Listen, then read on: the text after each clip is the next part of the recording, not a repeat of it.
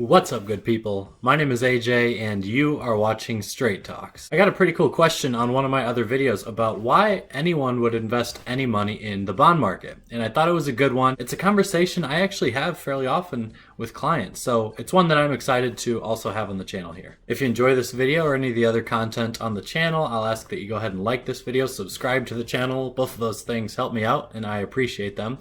Now let's get into this one.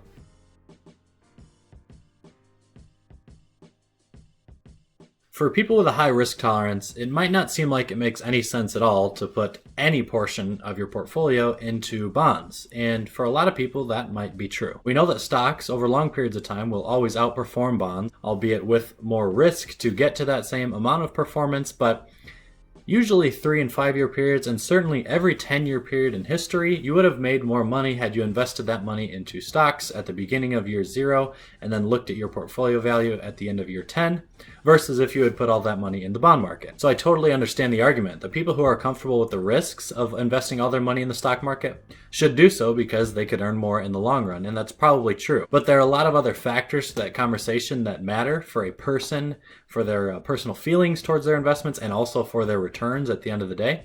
So you got to consider those things when thinking about your own portfolio and if you're going to invest any money into bonds. The primary reason that you would invest any money in the bond market rather than the stock market is because it has a much higher Sharpe ratio than the stock market does. Sharpe ratio measures the return that an investment is earning you relative to the amount of risk you have to take to get that return. Even though the average annual return of bonds is less than that of stocks, the risk that you get on an annual basis measured by standard deviation is far less than the risk that you take when investing in stocks.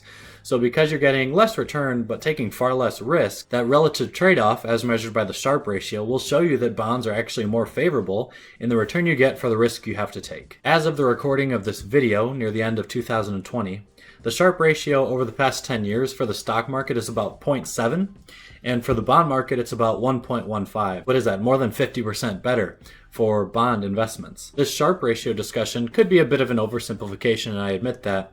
And you could also argue that bonds are going to look a lot different in the next 30 years than they have in the past 30 years. But that Sharpe ratio is the main underlying factor behind some of the reasons I'll mention here in this video that a bond portfolio could end up being better for someone. A good way to have the conversation on risk versus return trade-offs is by looking at the efficiency frontier.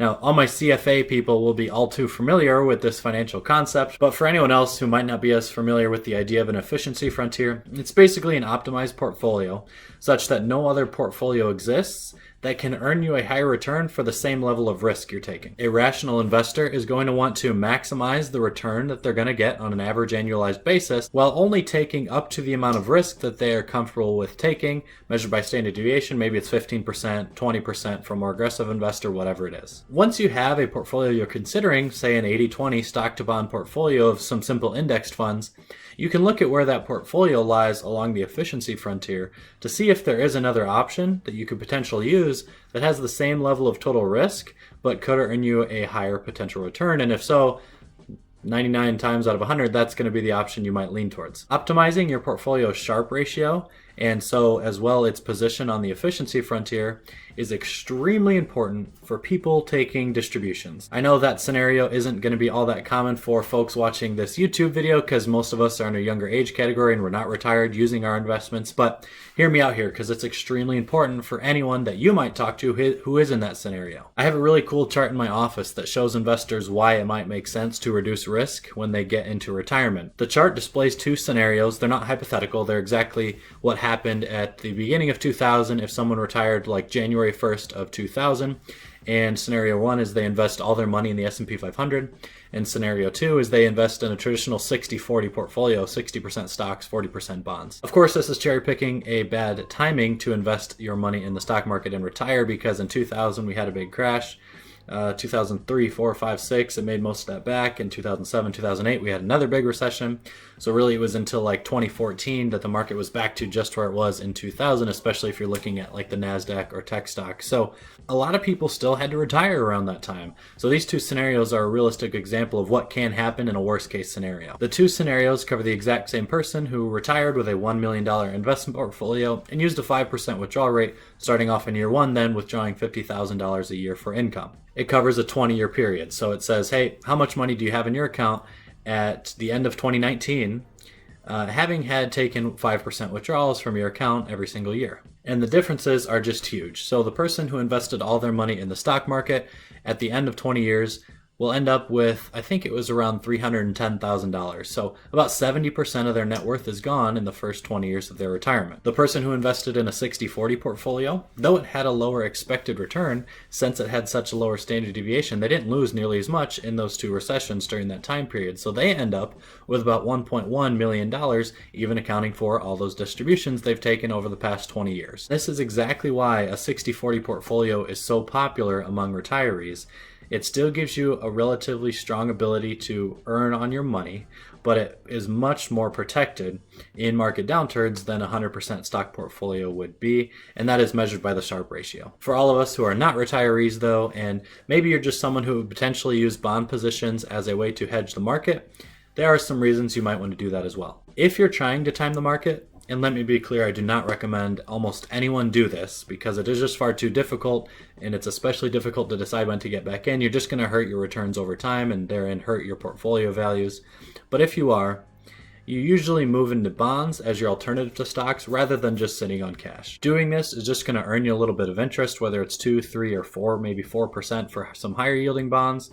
Whereas, of course, sitting in cash pays about nothing right now, at least in the fourth quarter of 2020. So if you think the market's going to be going down at any point in the future, or you just want to reduce risk for a upcoming expenditure, say you're going to put a down payment on a house in 3 years and you don't want all that money to fluctuate with the market, then it would make a lot of sense for you, rather than just holding cash, to at least hold like an ultra short-term bond that's going to pay you 1.5 or 2%, and then potentially using some bonds slightly lower credit quality or longer duration that could yield you more but have a little bit more interest rate risk. You have to decide that at the time. I'm just saying it might make a little bit of sense. It's also worth mentioning that bond yields are extremely low right now. The 10-year Treasury yield in the United States is about 80 basis points, or 0.8%.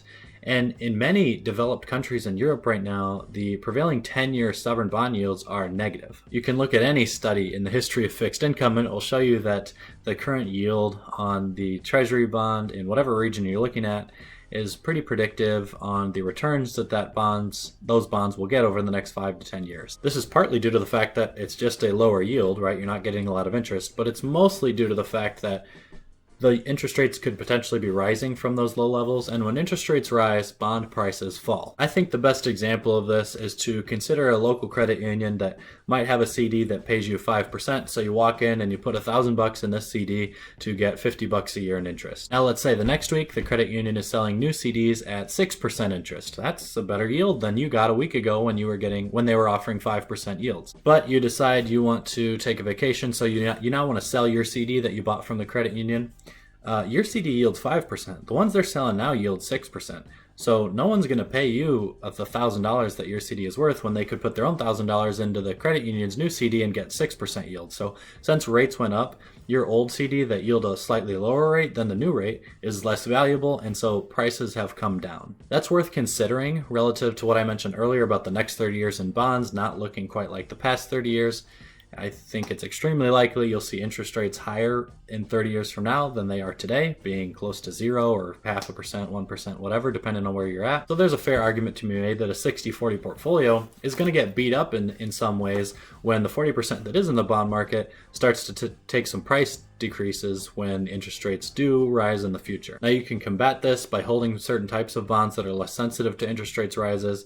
You're not going to be totally immune to that reality though if rates do rise in the future. So just know that 60-40 might not be as good in the next 30 as it was in the last 30 years. The most important factor though is that downside protection when the stock market crashes. So it's still going to be the best bet for someone in that scenario. Making less while investing in bonds than you historically could have is probably still better than losing half of your retirement nest egg in a quick market downturn.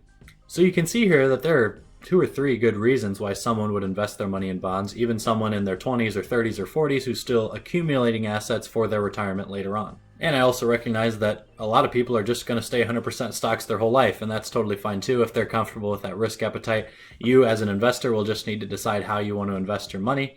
I just hope I could shed some light on some of the reasons that people have used bonds in their portfolios in the past. So if you have any questions for me, as always, feel free to leave those in the comments down below, and I'm happy to get back to most, if not all of them.